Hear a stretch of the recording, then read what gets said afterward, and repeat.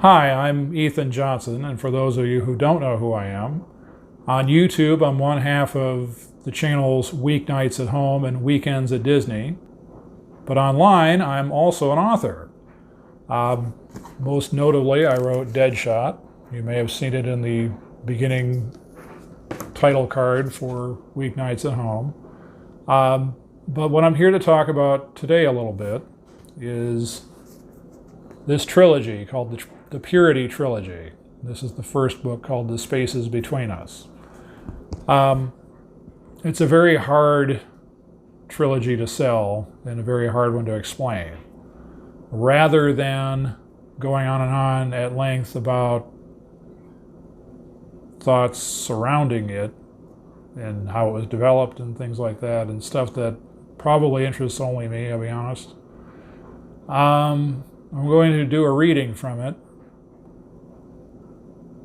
I'm also going to give you the little synopsis of what the first book of the trilogy is about.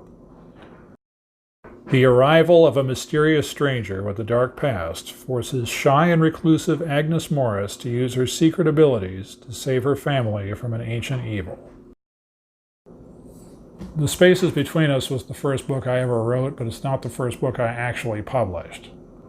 I had the nagging feeling for years that I could write a book, and I tried doing it years ago and just got nowhere with it, and I just wasn't ready to write a book.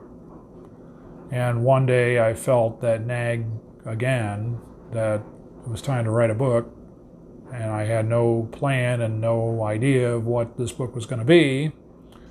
And after some floundering around, it came to me. It flows like a river. I don't know how else to put it. I don't want to say like I'm tuning into it and getting it from somewhere else, although it has that feeling to it as I write it.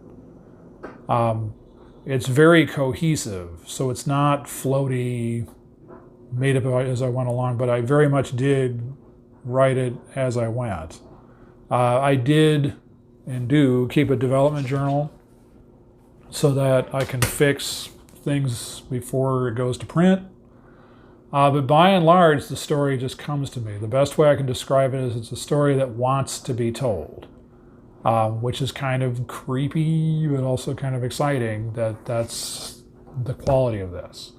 The way Jamie talks about the book is these are people. These are real people. They're fake characters, but all of them are very well developed, down to people who just kind of appear for a line or two and go away. It feels as though everybody has a backstory. Whether or not you get to experience any of it, it's another story, but But I care deeply about these characters. It's not to say I don't care about, say, these characters, because I do, but it's a different genre, it's a different kind of story.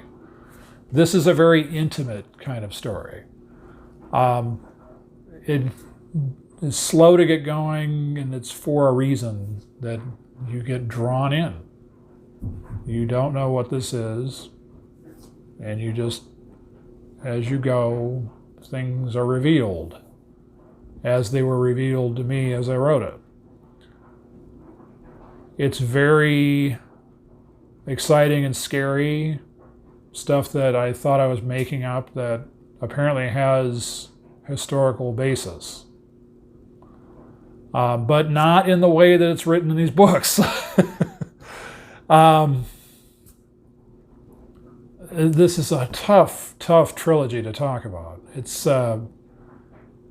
not neatly pat, like this is easy to say. Action to adventure. Guns, action. Boom.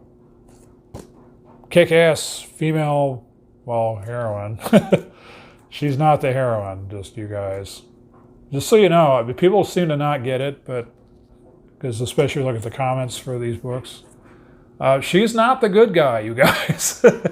And if you read my other stuff that she originated in, you'd know that she's not the good guy. This is her backstory. But people read what they read, and they review what they review. There's nothing I can say about it. So my focus is here, and by extension here. This is book 2, but you don't want to start here, as you will not understand what's going on. You got to start here and move on to this. But damn, look at that fine cover. I design all my own book covers, just so you know. The best way I can put it is, if you want something else, if you're sick of the usual, if you're sick of formula books where it's very much like paint by numbers, like, like, okay, this is this, and then this is that, and then this means this, and now we're about due for the betrayal, yup. And then there's the, oh my God, why have they forsaken me moment, and then there's the big reveal and the comeback, and then the big climactic fight in the end. And again, that's not really what this is either, but yeah, sort of, yeah, but no. I'm not a traditional writer, I guess. A lot of authors get accused of being snowflakes, and that they think that all their stuff is, like, the wheel has very much been reinvented by whatever they write, and it turns out it's very genre formula. No, this is not. This is very much a snowflake series. And my expectation is that the people who read it and like it will read it and love it. I also fully understand that people are going to read it and hate it. It's not for everyone. I get it. I totally get it. And because it's very difficult to talk about and sell in easy chunks, and reduced down to a bumper sticker, it's not an easy book to sell. It doesn't. I've sold maybe 10 copies of this lifetime, I think. It's not a big draw. What encourages me is that people who have cared to give feedback about it explicitly have said, I really, really like this book and this series, or this trilogy. It's a finite trilogy. This is not an open-ended series. People care about the characters because I care about, these characters are real to me. I'm not mentally ill, at least I don't think. They're so fully realized that situations in life can come up, and I can hear such and such character in my head, like how they would respond to whatever that thing was. Up to and including, huh? Here's an example, because I don't want to just leave that out there.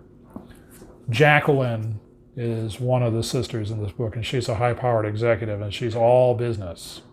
She's like a living issue of Fast Company.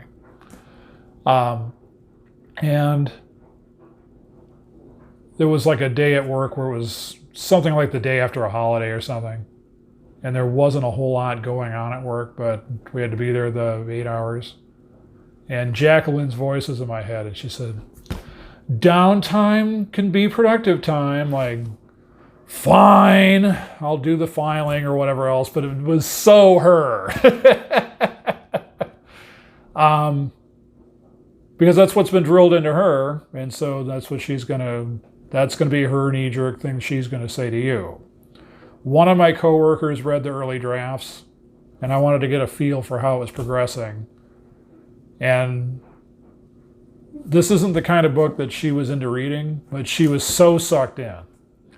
And she was just like, oh my God, Agnes, and then you don't know what's going on, and then Gracie, and she's crazy, and oh, I love her, and oh man, the sarcastic stuff she says, and then Jacqueline, oh my God, Jacqueline, oh, I hate her guts. But Jacqueline's the kind of person that my coworker wasn't going to like.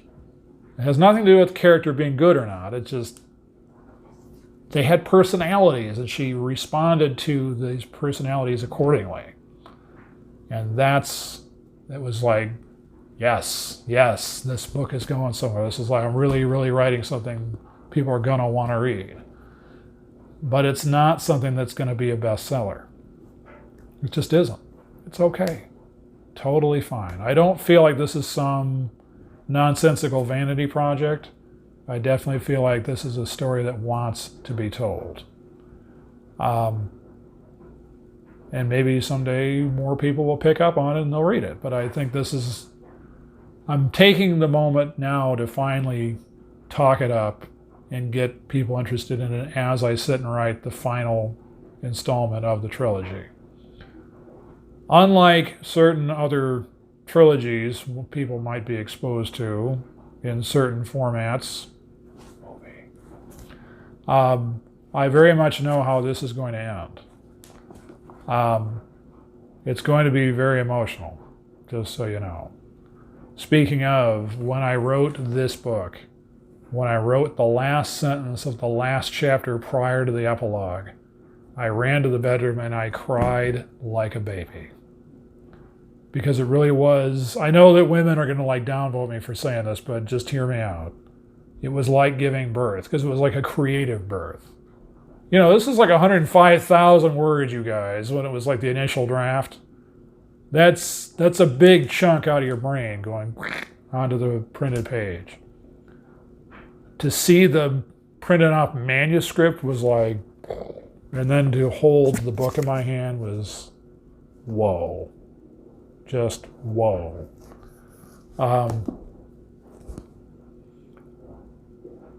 It's on Amazon. It's on the Kindle. It's on paperback, obviously, as I keep holding it up.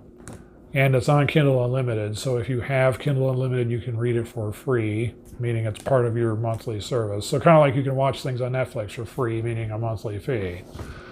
But it's not that they're charging you per movie to watch stuff on Netflix. They're not charging you per book to read stuff on Kindle Unlimited. If you want something else,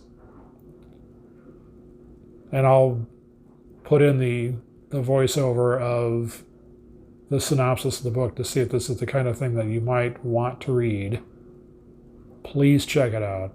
Please let me know what you thought. If you enjoy it, please tell other people who you think will enjoy it. It's a story that wants to be told, and by extension, I think it ought to be read.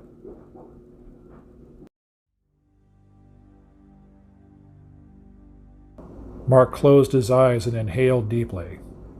He slowed his breathing and started an internal mantra, Inanna. After letting the incense intensify, he opened his eyes and picked up the glass bell and rod. Inanna! He struck the bell, letting it reverberate until it fell silent. He set the bell and rod on the coffee table and closed his eyes again. The smoke was sweet and seductive. Whatever that head shop clerk had for unofficial sale wasn't anything like this. He felt the exotic scents fill his nostrils. He felt himself transported. He felt lighter than the air. Tendrils of smoke coiled and looped around the room. Inanna. Mark smiled. He hadn't said that, out loud or inwardly.